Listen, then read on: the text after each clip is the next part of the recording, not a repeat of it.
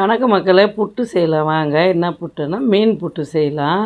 இது வந்து பாறை மீனுங்க. பாறை மீன் நல்லா கழுவி தோல் உரித்து எடுத்து இது மாதிரி வந்து ஆவி வச்சுருங்க. சட்டியில் தண்ணி ஊற்றி அந்த பெருமனை போட்டுக்கோங்க. அது மேலே தட்டில் வச்சுட்டோம்னா சூப்பராக வெந்து வந்துடுதுங்க. 10 நிமிஷம்தான்.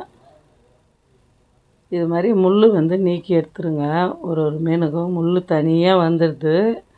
குழந்தைங்க கூட அவ்வளோ சூப்பராக சாப்பிட்ருவாங்க. நம்ம சொராவே தேவையில்லை, எல்லா மீன்லும் புட்டு செய்யலாம்.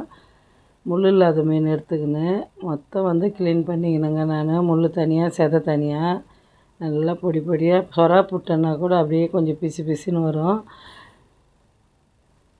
இது வந்து சூப்பராக வந்தது. மிளகுத்தூள் 1 ஸ்பூனு, மஞ்சத்தூள் 1 ஸ்பூனு, குழம்பு மிளகாத்தூள் போட்டுக்கோங்க. தேவையான அளவு உப்பு போட்டுன்னு நல்லா பிசைஞ்சு எடுத்துக்கோங்க. எல்லாம் ஒன்று சேர்ந்த மாதிரி பிசைஞ்சிக்கோங்க. சூப்பராக வெந்ததுங்க. டேஸ்ட்டு. கடாயில் எண்ணெய் ஊற்றிக்கோங்க. சோம்பு போட்டுக்கோங்க. 2 பூண்டு போட்டுக்கணுங்க. நான் 1/2 கிலோ மீன் எடுத்துக்கினேன். அதுக்கு 2 பூண்டு, 2 வெங்காயம் நல்லா வதங்கட்டும். 2 பச்சை மிளகாய் எடுத்துக்கினேன். பொடிசாக கட் பண்ணி கருவேப்பிலை போட்டுக்கோங்க.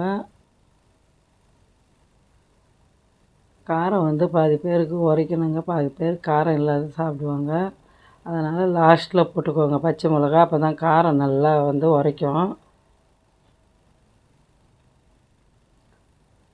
இந்த மீன் புட்டு எடுத்து போட்டு நல்லா கலரி சிம்மில் வைங்க, இல்லை அடி பிடிக்கும். நல்லா கலரி கொடுத்துன்னே இருங்க. இது மாதிரி வந்து எத்தனை பேர் மீனில் புட்டு செஞ்சுருங்கன்ட்டு கமெண்ட் பண்ணுங்கள்.